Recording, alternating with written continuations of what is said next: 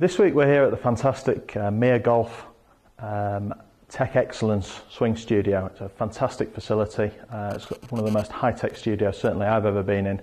And we're looking at a series of videos explaining how technology can influence your golf game, how you can improve by understanding more about the data that is now collectible and using that to help improve your golf game, get the most out of it. So this week we're going to look at something which I find is a very common issue and something I get questioned a lot about. It's a very, very simple issue, which is the height that we would tee the ball up when we're out on the golf course. It seems to cause a lot of confusion when people are out playing. There's a lot of potentially conflicting information, and I found that players who struggle by hitting that kind of pop-up sky shot tend to tee the golf ball down. And if you're interested in golf technology or you've been for club fittings, I'm sure you'll have been told that with the driver in particular, we're looking for a high launch, low spin kind of condition to maximise distance. So what we're going to do today, I've got Ian here from Mere Sports Technology, and what we're going to do is we're going to hit some shots for you, and we're going to look at the data on the Flightscope, and we're going to see how different tee heights can affect what happens to your golf ball, both in terms of the initial launch conditions and in particular how that affects the distance that you can hit the ball. If you can create the correct launch conditions, then I believe we can significantly increase the amount of distance you can hit the ball off the tee. Okay, Ian, so we're going to get you to hit some shots and we'll go from there. Okay.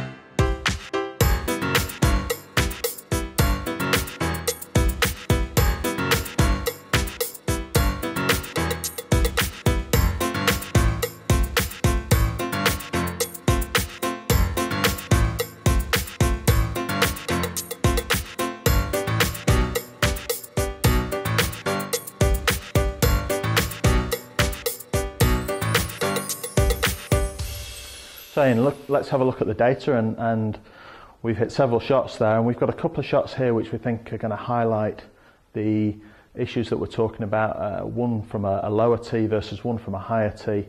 And if you can just explain what happened there in terms of what the ball did and how we can use that to help people improve. Okay, so I'm going to specifically look at shot number 1 and shot number 6. Shot number 1 we used a low tee, and we got quite a low launch angle, a 7.6 launch angle. The way clubs are manufactured these days, the lower on the face you hit it, the more spin it creates. So it created just over 3,000 RPM backspin, had a 100 mile an hour swing speed, 144 mile an hour ball speed with a smash factor of 1.3.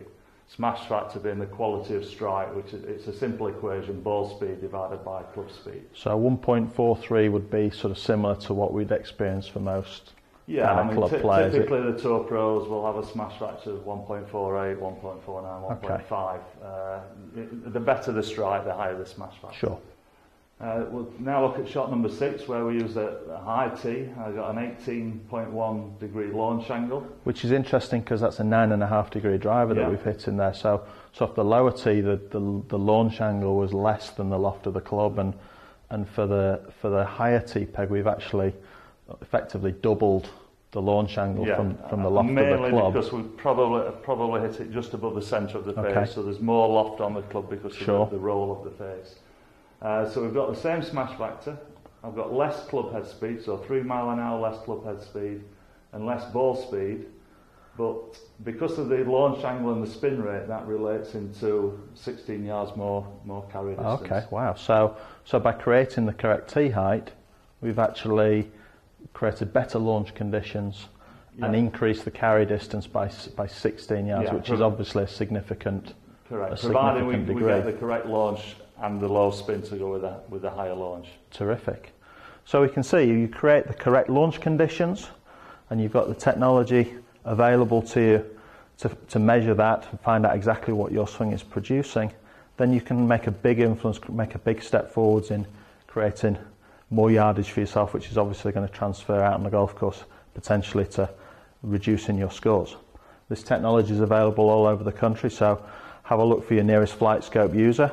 See if you can book an appointment. It's well worth taking your driver along and finding out how well your driver's working and what your launch conditions are.